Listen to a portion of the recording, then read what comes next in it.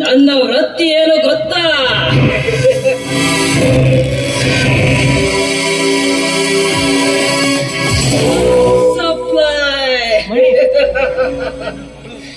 ನಾನು ಮಾರುತ್ತಿರುವುದು ಕೇವಲ ಡ್ರಗ್ಸ್ ಅಲ್ಲ,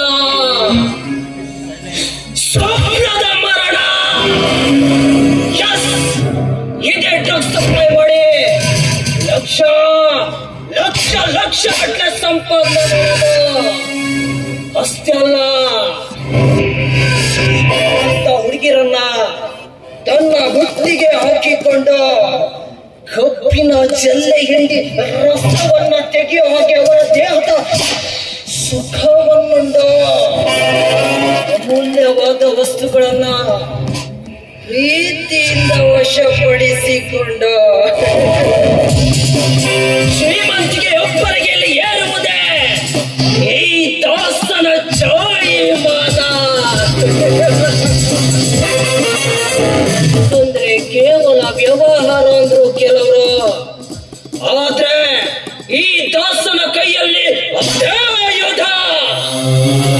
ನಾನು ಸೃಷ್ಟಿಸಿದ ಡ್ರಗ್ಸ್ ಕೇವಲ ಪುಡಿಯಲ್ಲ, ನನ್ನ ನಶೆಯ ಸಾಮ್ರಾಜ್ಯ, ನನ್ನ ಅರಿಕೆ, ನನ್ನ ಶಾಪ. ಆದ್ರೆ ಕೆಲ ಜನ ನನಗೆ ಶಾಪ ಕೊಡ್ತಾರೆ, ಆದ್ರೆ ನಾನು ಆ ಶಾಪವನ್ನು ನನ್ನ ಧೂಮದಲ್ಲಿ ಬೆರೆಸಿ ಆಕಾಶದತ್ತ ಊದುವ ಜ್ವಾಲೆ.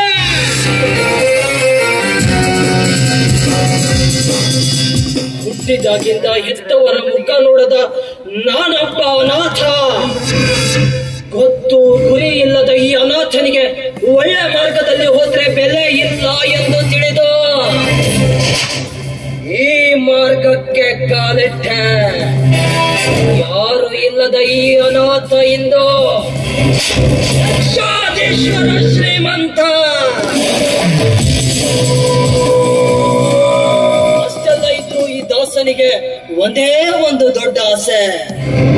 ಅದೇನಪ್ಪ ಅಂದ್ರೆ ಆ ಜಗಪತಿ ರೆಡ್ಡಿಯ ತಂಗಿಯನ್ನ ಹೇಗಾದ್ರೂ ಮಾಡಿ ತನ್ನ ಬಲೆಯೊಳಗೆ ಬೀಳಿಸ್ಕೊಳ್ಬೇಕು ಅಂತ.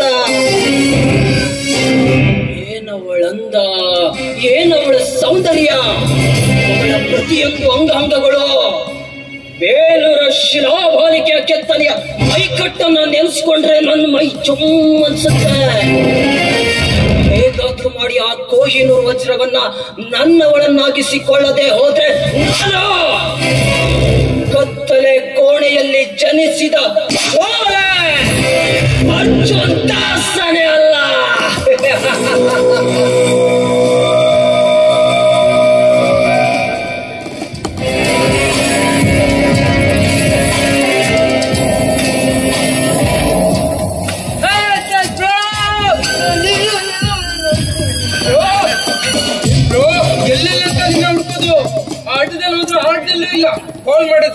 ಚಿಪ್ಪ ಅಂತ ಬರ್ತಾ ಇದೆ ಬ್ರೋ.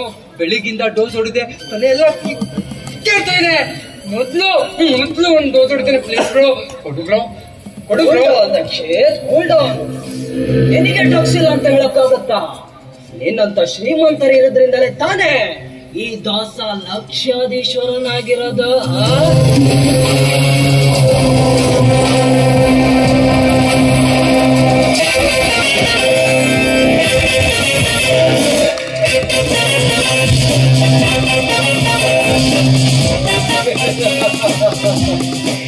ಇಂಥ ಒಬ್ಬ ಶ್ರೀಮಂತ ಕೂಡ ಸಿಕ್ಕರೆ ಸಾಕು, ನನ್ನ ಜನ್ಮ ಪಾವನ.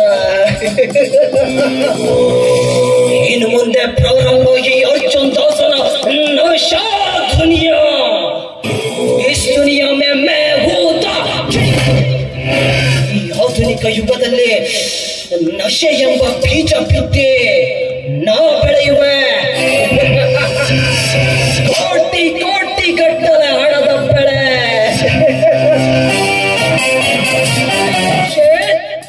See you later.